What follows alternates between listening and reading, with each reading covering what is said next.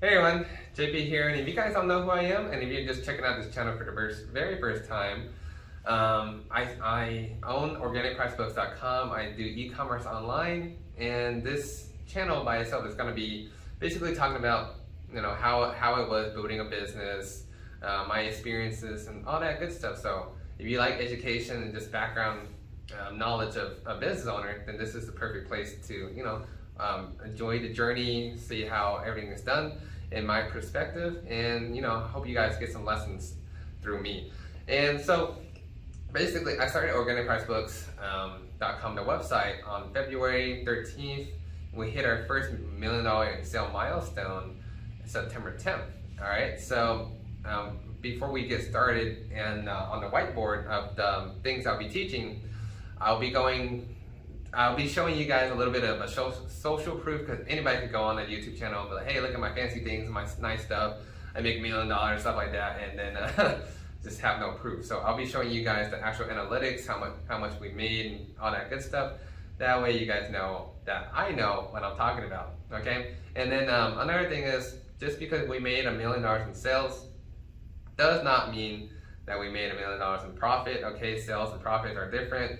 I know a lot of people throw that stuff in the headlines and whatnot to get people hooked and watch the videos and buy their courses, and it doesn't really give a lot of value.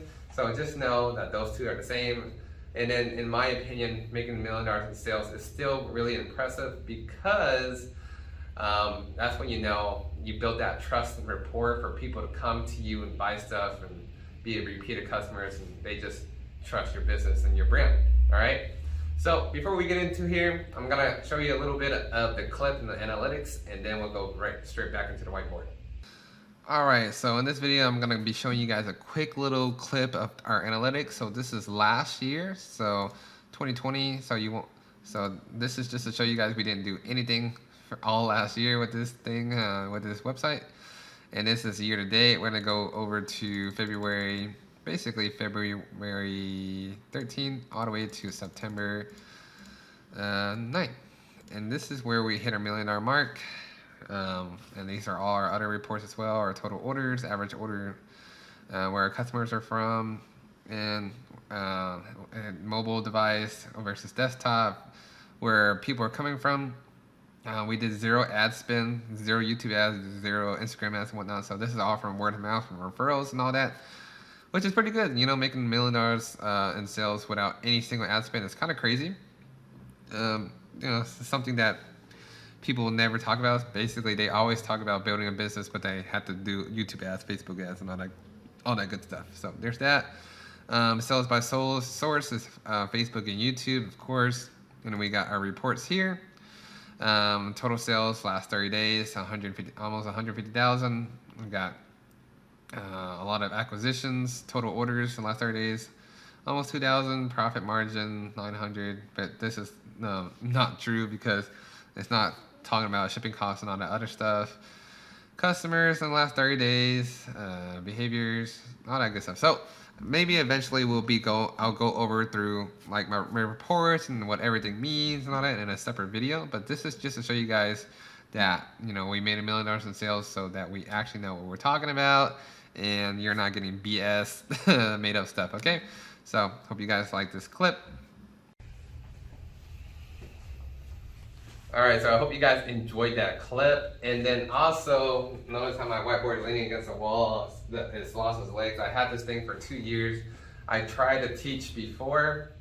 About 2-3 years ago, made a YouTube channel, didn't really get that many followers and whatnot. I got unmotivated. I was like, I had the knowledge, but I didn't have the credentials or the street cred, basically, or the proof. I knew how to build a business and whatnot, but I just didn't know what to build, So now that I have the proof, I now gonna start teaching it again, and then the confidence is up there as well. So it's just a journey, So there's a little whiteboard, and also you don't need to have like the perfect equipment, okay? Just get started. That's the #1 thing. Is just get started. All right, so the very first thing, we're gonna be going over 5 topics, things that helped me build my brand. There's a lot of other ones, but these are, in my opinion, are very important. And then I'll be also showing other stuff as well as we continue to grow this channel. So the very first topic is research, okay? I know this is, of course, but some people, they message me like, hey, I want to start a manga business, I want to start a t-shirt business, I want to do this, and I was like, okay, so what are your margins? And they're like, what? So the very first thing you want to do is like figure out what you want to sell. So let's say like a book like this is $100, all right? So retail price is $100. You can get it basically depending on the distributor and whoever you work with, you can get products for basically half off or less. So let's say I get mine for about 50 bucks, all right? Now you gotta account the cost of shipping. You gotta account the cost for your supplies and then processing fees and all that good stuff. So let's say you're looking at a $50 profit at first, but then you have to do the cost of the book, and then that's already accounted for. Then you have to do the cost of shipping. You gotta do the cost of the boxes to make sure it's shipped securely, the cost of the supplies, the cost of labor, if you are having employees. So you just gotta make sure that you understand your costs for stuff and not just look at the profits and don't realize what all the other things you have to go through to bring for your profits, okay? So make sure you research your margins. Those are very important. Don't go straight into a business and be like, oh, I could buy these stuff for like, $30, but shipping is gonna be like $10, $15 by itself. So you're basically in a negative, and people don't realize that until they start buying and start looking at shipping costs like, oh crap, this is expensive. So, make sure you do that. And then another thing that helped me build my business is I joined a bunch of Facebook groups because I started collecting books, right? And then what I did was I just read people's posts. I didn't like participate. I don't participate in stuff that much, but I read, and there was a lot more complaints than praises back then before I started. Basically last year, people always complained about the biggest complaints were there was no customer service, like zero customer service. The packaging was okay or subpar, depending on the companies. And then their biggest pain points was that a lot of books are going out of stock, or basically 10 to 20 minutes right after it got listed up for sale. And then whenever they do buy their books, or they manage to buy it, the books probably won't ship until like 1, 2, 3 months later, even though it says it's in stock. So I was like, all right, so these are their pain points. This is what I can do when I start my business, fix the packaging problems, have great customer service, let people know what's going on, actually ship books that are in stock, and not sell stuff that are out of stock, stuff like that. So, just make sure when you do your research, you research their pain points, your customers' pain points, your potential customers, and then figure out what can be improved upon and how you can solve their problems, okay? That's basically, what I did for my research, and it helped out a lot. So we're gonna go into the second topic, which is sponsorship, okay? And this is a big one. It helped me out a lot.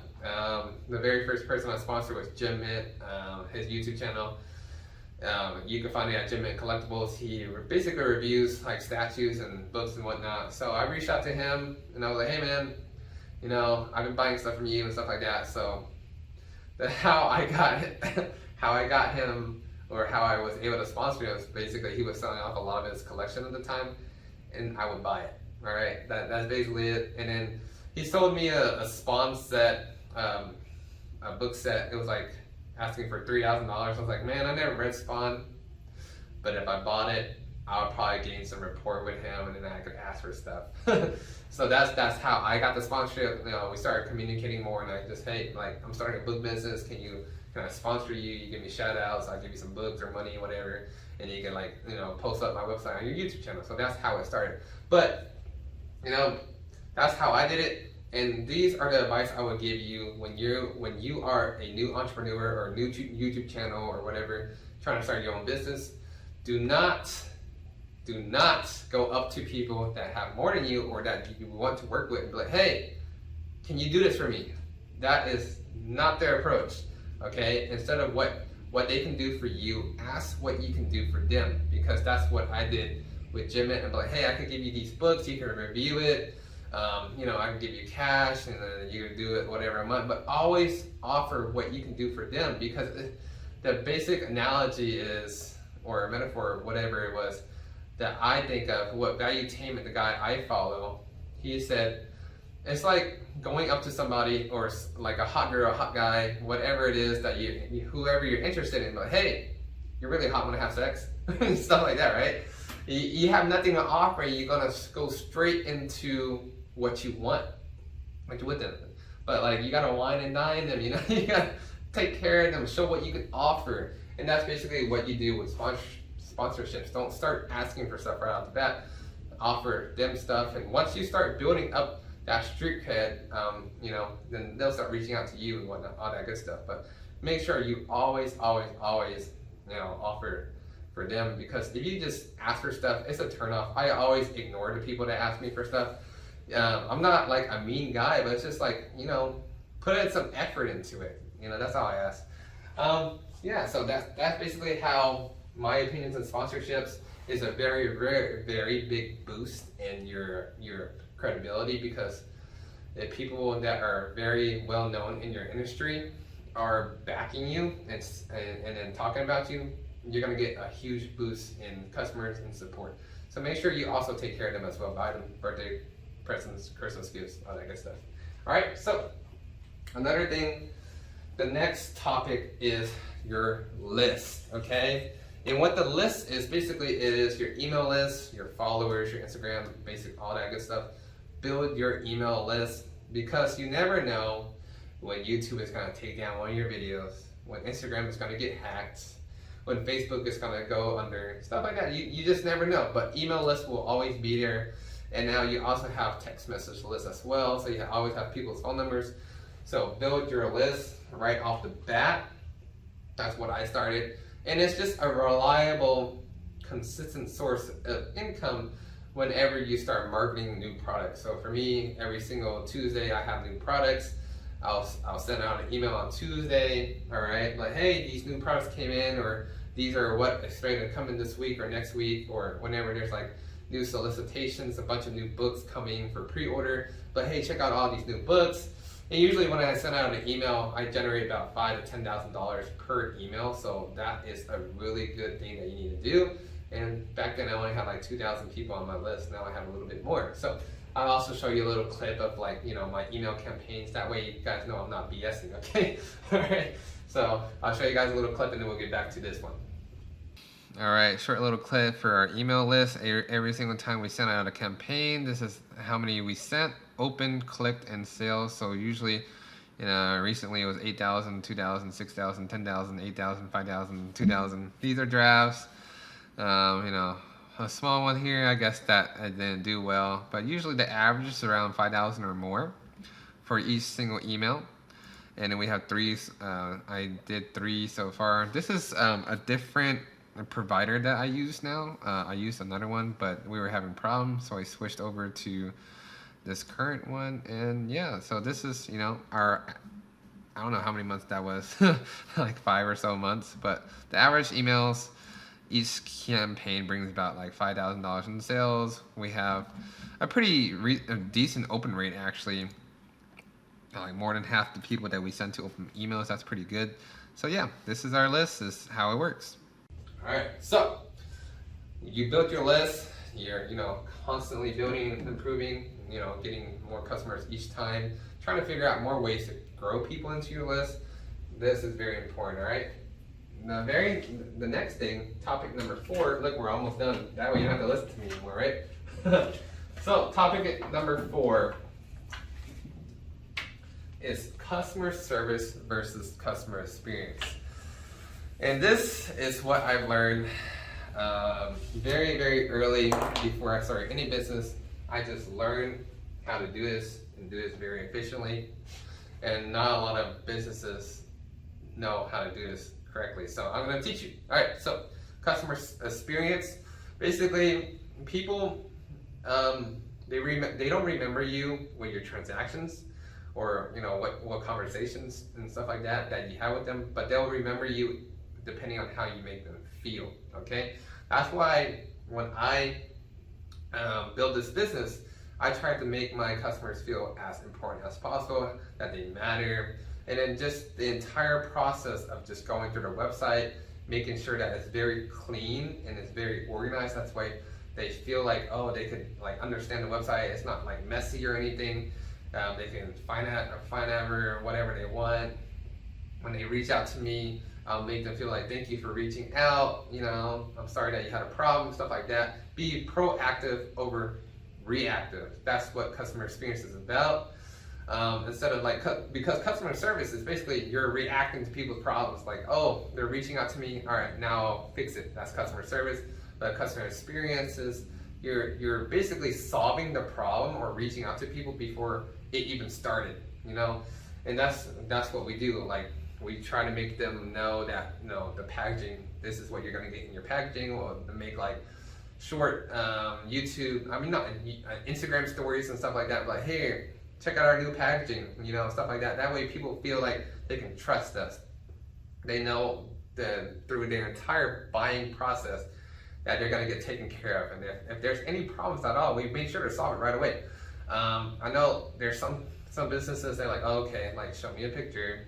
And they'll just drag on like the problem for days and days and days. And you got to realize that people like to have their stuff resolved right away. You know, we don't like to wait on things, especially nowadays. Like we're getting more impatient. We want stuff done right away. So that's what you got to do as a business owner. Is whenever there's something wrong or there's something that you need to do it right away. Because the longer somebody waits, they're going to go to your competition, and you don't want that. So solve their stuff, because you don't know how many people that I have saved personally because I took care of their problems right away. Like, wow. And they're like, wow, I'm just going to stay with you forever because, you know, you made this a seamlessly easy process rather than other companies. Like, I have to wait a week or a month or, you know, just to get an email reply back, and I don't even know if I'm going to get a refund and whatnot. So make sure you take care of your customers, show them a great experience, make sure they feel good through the entire process, searching your website, getting the email marketing, all that good stuff. Just make sure that you're being more proactive rather than reactive towards your customers, okay? And this will go a very, very long way. All right, so the last one that helped me is basically the same thing as customer experience, but you know, I think it's pretty important to have it by itself, because we're now in a world where people want to know what's going on. People, like, you know, you want to know what you're putting into your body when you're eating. That's why people buy more organic and stuff like that. That's why our name is Organic Price Books. It's a funny story. But anyways, transparency. You want to let your customers know if there's ever a problem. Let them know right off the bat. Don't sit on it. You know, I know a lot of customers, and businesses and whatnot, they're like, oh, we didn't get a shipment in yet. Let me just sit on this for a little bit until it comes in. And or other things, like there's a problem and whatnot. Always make sure that you let your customers know what's going on. If there's any delays, whatever, any obstacles or any stuff at all, just let them know what's going on. And then when you're transparent, like show like behind the scenes and stuff like that. That's what I did. When I first started, I showed the behind the scenes of me starting in my garage, and then you just get way more support that way, because people like to be part of a community. They like to know what they're putting their money towards, or like who they're supporting. And if you're being transparent about like how you started your business and stuff like that, then they're gonna be more willing to, you know, spend that money or spend that time with you, or just, you know, give you that trust. And that's exactly what I did. Is just made sure whatever it is, I'm fully transparent. Nothing's ever hidden in what I do. I always, you know, show all the information that I can get and that I can give legally to people. Because sometimes, you know, you sign NDAs and stuff like that with companies or distributors that you can't tell them how much discounts you get. But I'll share everything that I can to make my customers feel, you know, that they know that I'm giving them all the information that I can give them. So those are the basic 5 topics. I don't really rate them, you know, 1 out of 5. I think they're all pretty important. And if you guys like this video, leave me a comment down below. Let me know what else you guys want me to talk about, because, you know, I just started this channel. There's a lot of things I like to talk about. So if you guys have a specific thing, I'll make sure to put that in my video as well. Let me know what you guys thought. Give me a comment. But now subscribe to the channel, and then I'll see you guys in the next video.